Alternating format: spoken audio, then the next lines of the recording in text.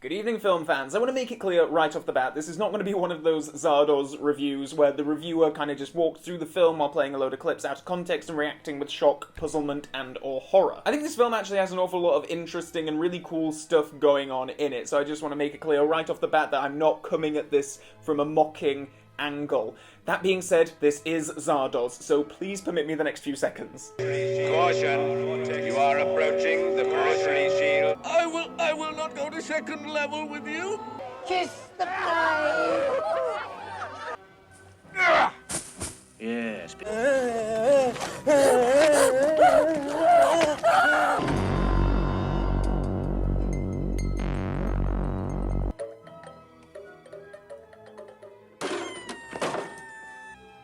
Whew, okay, now that that's out of my system, Zardoz. Zardoz speaks to you.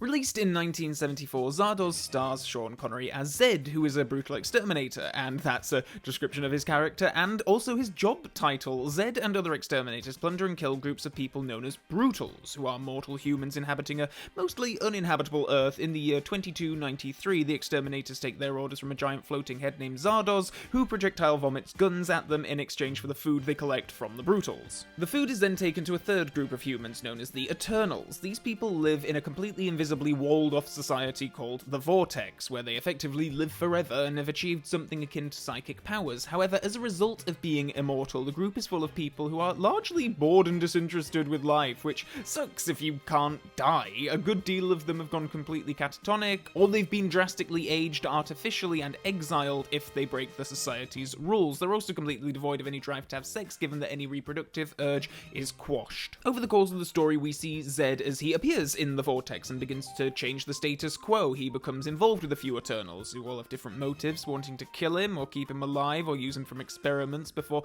Zed finally comes to realise why he has ended up in the Vortex and what Zardoz is, and there's something called a tabernacle that he has to destroy, and the happy ending involves everyone dying, so we're gonna get into this. I should really point out up front that this is very much my interpretation of the film based on a couple of viewings and listening to the commentary and some of the behind-the-scenes interviews and stuff. Even the director doesn't seem to have a complete handle on what elements of the film are really about. I think there's an awful lot open to viewer interpretation in this film, so I just want to make that clear right off the bat. It certainly gets my vote for one of the most bizarre yet captivating opening 20 minutes in all of sci-fi cinema. There's a bit of a test audience-minded prologue where one of the film's characters appears floating around the frame, giving context for what the viewer is about to see, but honestly, it's all so vague and weird that I don't know if it's a help or a hindrance to first-time viewers, but hey, at least it lets you know right from the off that this is not going to be a conventional movie experience. The proper opening for the film is the further confounding of that idea, as a giant stone head floats around and a bunch of blokes all dressed like this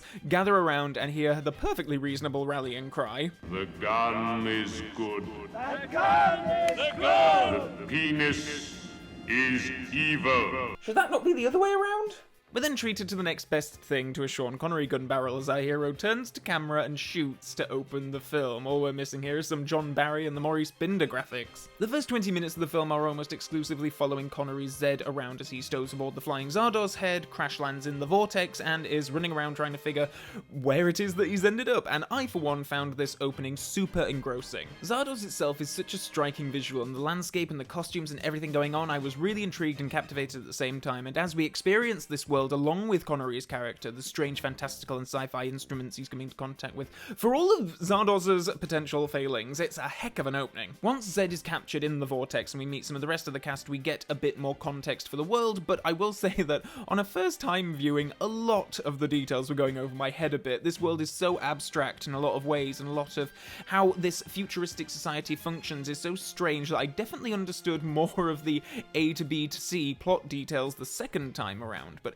even on a first viewing, there's something kind of hypnotic about it. I was never bored, even if I felt like I might not have quite grasped what was going on, literally immediately. The Vortex is this eclectic mix of old-fashioned country houses and futuristic designs and concepts, and while I think it's all very intriguing, I do think that there is a lack of cohesion to some of the set design, and there are parts where the film's relatively low budget doesn't quite match some of the loftier, grander ideas. It ends up looking more like some kind of new age yoga hippie commune than a fantastic futuristic utopia. We meet a cast of supporting supporting characters in this location, including Charlotte Rampling as Consuela, Sarah Kesselman as May, and John Alderton as Friend. Each of these three responds to Zed's presence differently. Rampling's character starts out as something of an antagonist and spends a good chunk of the film trying to have Zed exterminated before becoming a love interest for him. Not that that's a particularly special definition in this film, as Zed is trying to have it off with pretty much everyone in this. Kesselman's character is much more science-minded and is intrigued to learn more about Zed through a series of trippy experiments in her mirror pyramid laboratory thing. And there's some stuff with the larger group as well, such important experiments as how does one give Sean Connery an erection? But nobody could quite determine how this becomes this. Picking out clips from this film that are appropriate for a YouTube upload has been so difficult. There are some really fantastically gorgeous sets that I can't even show because they are literally draped with just naked people. Like, naked people just have their bodies pressed up against the glass. If I were to do a fully uncut version of this review, it'd end up on Pornhub.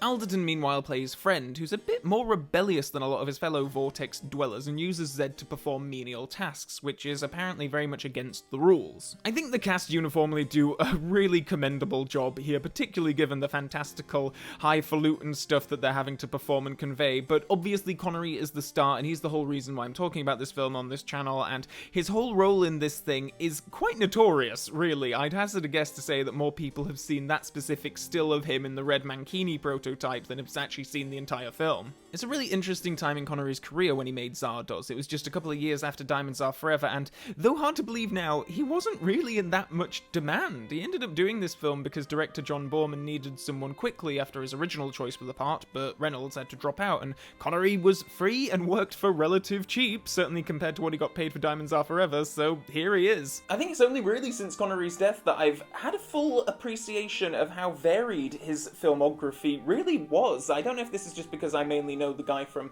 Bond and then some of the action stuff that he did in the 80s and 90s, but I always just thought of him as that kind of like macho action leading man kind of character. But actually his filmography is full of like interesting dramas, quirky comedies, and Zardoz, for God's sake. And this role in particular, I think, just proves how much of a, for lack of a better word, brave actor the man was. A couple of years earlier, this guy was striding around in suits, acting cool as a cucumber, not a hair out of place, and here he's in a red nappy with some horrible ponytail wig, running around and ranting about tabernacles, and falling unconvincingly into mirror pyramid laboratories so people can test what makes him hard. On paper, it sounds mad, and I get that he may have just been happy to have a starring role in something rather than nothing, and the goal here is certainly, or it certainly seems rather, to create something of a cerebral sci-fi epic like 2001: A Space Odyssey, but for him to really commit to this material the way he does and do it this way without a wink to the audience or a tongue-in-cheek, I think that speaks to how much faith he clearly had in the director. I think he's actually really good in this film. Was that faith misplaced? I really can't tell. Zardoz is one of those films where you're never quite sure what the tone is that it's going for. There were times watching this that I laughed aloud, a couple of times quite heartily. Some of this stuff is just so funny and silly, and the entire thing is enveloped in this camp air, but it's never entirely clear whether that's intended or not. I will say the tone is consistent throughout the whole thing, though, so props to it in that regard, and honestly, I'm not even sure if the director John Borman knows if he's happy with this film or not. He's quite open in his commentary and interviews about moments in the film that perhaps don't work as well as he'd have liked. He himself says that he was perhaps overly ambitious with it, and he clearly only had the opportunity to make this because he was making it on the back of the huge success that he had with his previous film, Deliverance. And yet, I find that one of the most intriguing aspects of Zardoz. It has this almost ethereal feeling of being a film that exists in spite of even a desire to want to entertain an audience. It is not a film that is going to gently hold your hand and guide you through a narrative. It's a trippy ride of an experience. That being said, I am going to get into a few details about the climax here, so spoiler alert. It turns out that Zed is actually something of a genetic experiment conducted by an Arthur Frayne, a mysterious Eternal who is revealed to be the true identity of Zardoz, who encouraged Zed to learn to read, and we have the, I want to say dramatic, but I also just laughed a lot at it, so maybe it's more appropriate to say comedic reveal that Frayne took the name Zardoz from The Wizard of Oz. The whole Wizard of Oz thing feels like it's built up as this incredibly important thing, but really it doesn't amount to much other than just giving the film its trippy sci-fi title. Aside from the fact, obviously, that both Zardoz and the Wizard of Oz have lead characters that exist in these fantastical worlds, and obviously both stories have characters that assume grander, more important personalities than what they actually are, and they're revealed. Each one has a pull back the curtain moment. Aside from that, there's not much else in the way of similarities between these two stories, so it's a really odd thing for this film to invoke. The final act sees Zed bringing mortality to the Immortals, which leads to a climactic massacre of pretty much everyone in the film, but after everyone in this vortex has been so bored of living for hundreds of years, they're actually all quite thrilled to die. Zed and Consuela make it out, though, and the last sequence of the film is just so bizarre. We see the pair have a child, they age over a quick montage, and the old age makeup just looks super silly, and then they just become a pair of skeletons that look as though they're depriving some science teacher of that day's lesson, and this was one of the moments that I just howled with laughter watching it. It's so funny, the juxtaposition between this and the quite dramatic Beethoven music that's playing. I don't know if it's supposed to be funny, but this is what I mean about the tone. It's just, I feel like it's funny, but then I don't know if the filmmaker is in on the joke with the audience. It's really something else. I'm not sure if a person really watches Zardoz so much as they experience it. It's a wild ride of a film, and I have no doubt that a lot of people would come away from this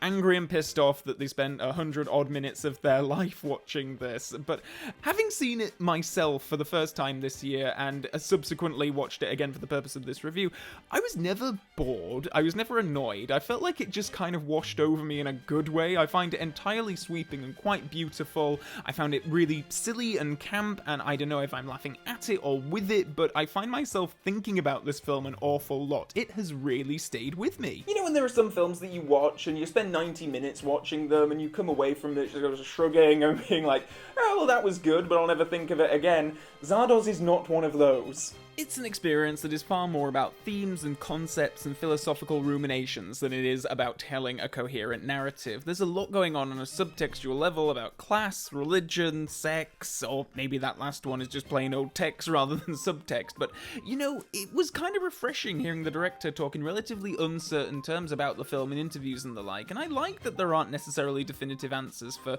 a lot of the stuff that's being presented here. The viewer must bring their own interpretations along if they're going to get anything out of this film at all. But I also don't want to overly sell this as if it's some kind of highly intellectual stimulating experience. It's Zardoz. It's really silly in a lot of places. It's very camp. It's Sean Connery running around in this, for goodness sake. It's really strange, but I think that actually endears me to it even more. It's hard to know whether Zardoz is a film worthy of recommendation because that is going to entirely depend on an individual's personal taste and tolerance. I know I have many friends that would consider watching Zardoz a complete waste of time, but equally I know people who are similarly fascinated and intrigued by it as I am, so I guess to know where you are on that, you just need to see it through, but if you do and you hate it, don't at me. Please, oh dear goodness, please, let me know your thoughts on this film in the comment section below. I am very intrigued to see what other people have to say about this.